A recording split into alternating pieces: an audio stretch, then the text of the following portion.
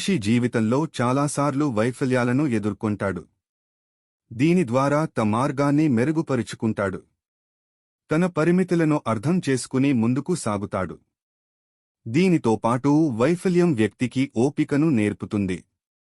ఇది విజయానికి మార్గాన్ని మరింత అందంగా చేస్తుంది. అయినప్పటికీ మనస్సు మాత్రం వైఫల్యాలు ఎదురైన ప్రతిసారీ ప్రతికూల ఆలోచనలతోనూ ఒత్తిడితోనూ నలిగిపోతూ ఉంటుంది. శ్రీకృష్ణుడి ప్రకారం ఆనందం, దుఃఖం జీవితంలో అంతర్భాగాలు. అవి వస్తూనే ఉంటాయి. కాబట్టి కర్మణ్యేవాధికరిస్తే మా ఫలేషు కదాచన అంటే నీ పని చేయు, ఫలితాల గురించి చింతించకు అని అన్నాడు. శ్రీకృష్ణుడు చెప్పిన గొప్ప మాటలను మనసులో ఉంచుకుని లక్ష్యాల కోసం ప్రయత్నిస్తే ఖచ్చితంగా విజయం సాధించవచ్చు. అర్జునుడి అడుగులు యుద్ధం కోసం తడబడటం ప్రారంభించినప్పుడు శ్రీకృష్ణుడు గీతను బోధించాడని చెబుతారు. అప్పటినుండి జీవితంలోని కష్ట సమయాల్లో గీతను అధ్యయనం చేయాలని సలహా చెప్పబడింది. దాని ప్రభావంతో వ్యక్తి మానసిక ప్రశాంతతను పొందవచ్చు. సరైన నిర్ణయం తీసుకోవడంలో విజయం సాధించవచ్చు. మనిషి మానసిక ఒత్తిడిని సైతం తగ్గించగల భగవద్గీత శ్లోకాలు ఉన్నాయి. వాటి అర్థాన్ని తెలుసుకుని దానికి తగినట్టు ఆలోచించడం వల్ల ఒత్తిడి అనేది మంత్రించినట్టు మాయమవుతుంది. ఆ శ్లోకాలు ఏంటంటే, ధ్యాయతో విషయాంపుంసః సంగస్తేషుపజాయతే, సంగత్సంజయతే కామాః కామక్రోధౌభిజాయతే.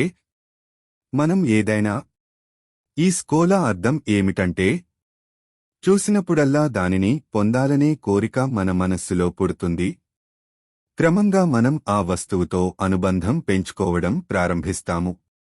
కాని ఆ కోరిక నెరవేరినప్పుడు మనస్సు కూడా కోపంగా మారుతుంది. దాని ప్రభావం మంచిది కాదు.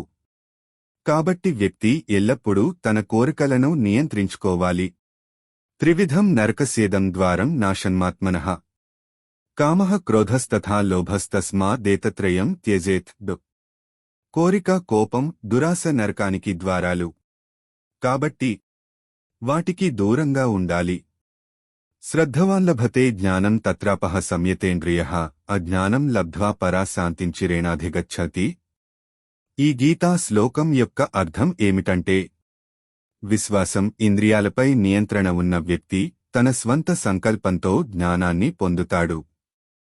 సమోహాత స్మృతివిభ్రమ క్రోధాద్భవతి సమోహాః స్మృతిభ్రంసద్బుద్ధినాశో బుద్ధినసత్ప్రణశ్యతి. కోపం ఒక వ్యక్తి హృదయాన్ని, మనస్సును నాశనం చేస్తుంది.